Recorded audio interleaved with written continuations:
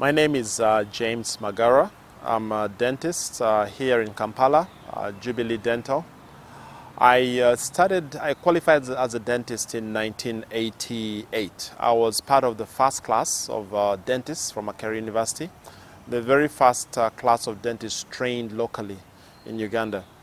And when I finished, I went back to teach at the university. And then in 1992, I went for further training at the University of Bristol in the UK, and really felt I should come back. It was a very difficult time for our country, and there were a lot of opportunities to work in Europe and work in other parts of the world. But I had this deep conviction that I needed to come back, and I did. I did come back, and it took a while for things to start. Our training did not train us for private practice. We were trained to work in government institutions. So even when I graduated, the idea of going into private practice was not very close to my thinking.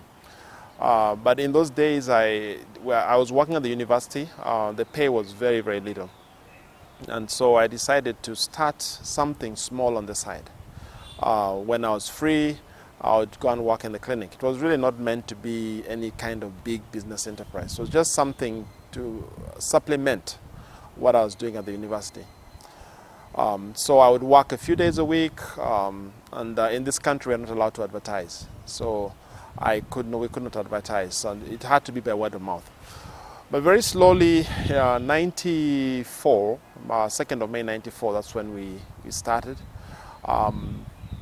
Things began to pick up, and to a point where a few years later, I was under strain. I was finding pressure balancing my university work and the private work that I was doing. And I thought it was important that I continue serving at the university to help train more dentists. But at the same time, there were demands from the private side. So I took the first step in what has now become the bigger enterprise that Jubilee Dental is. I decided to hire a colleague to work with a colleague as an associate. And that sort of reduced the pressure, but the business continued to grow. So it was really growing without effort, if I may put it that way. And then towards the end of the 90s, it became clear that I needed to pay more attention to the business. And at that time, we also had to decide whether we were going to continue renting or to actually go ahead and purchase a building. It was a very interesting time, end of the 90s. And so towards the end of that time, beginning of the year 2000, I did some calculations and realized that if I continued doing what I was doing, within 7 to 8 years, I would have actually paid the rent. I would have bought the house of the place we were paying rent. So I then decided to seek for a building which we could get on mortgage. And that's how we got this facility here in a very, very beautiful place in Kololo. It's a very long story I can't go into. But about that time, I started paying more attention to the business and started thinking of leaving the university. But at the same time, I developed a model of employing, because I was working with students. I knew the ones that were good, that had good attitude, but also knew from my own experience that it was very difficult for startups, for dental startups. The banks were not interested in financing businesses. When I went to the bank the first time, by the way, when I was starting the business, they were not interested because I had nothing. I had no securities.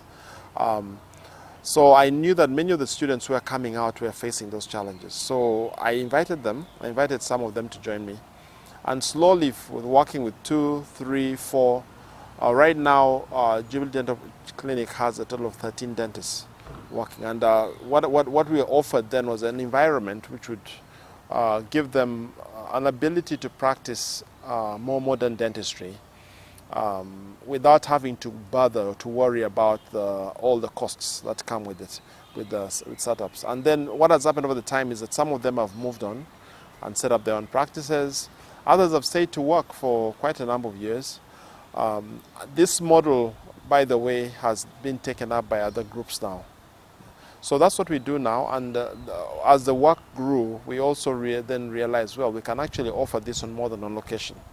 Right now we have 4 different locations, where we practice, and we practice good quality dentistry. It's modern dentistry.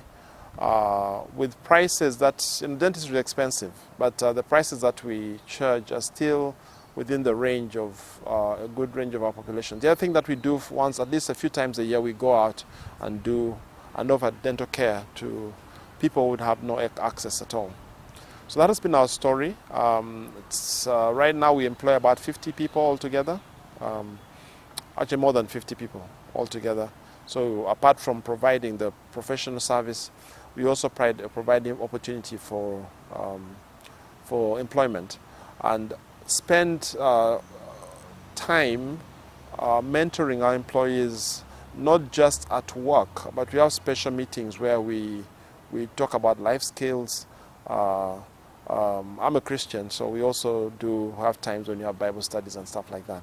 So our goal is that for the time that people are with us, the quality of their life should improve.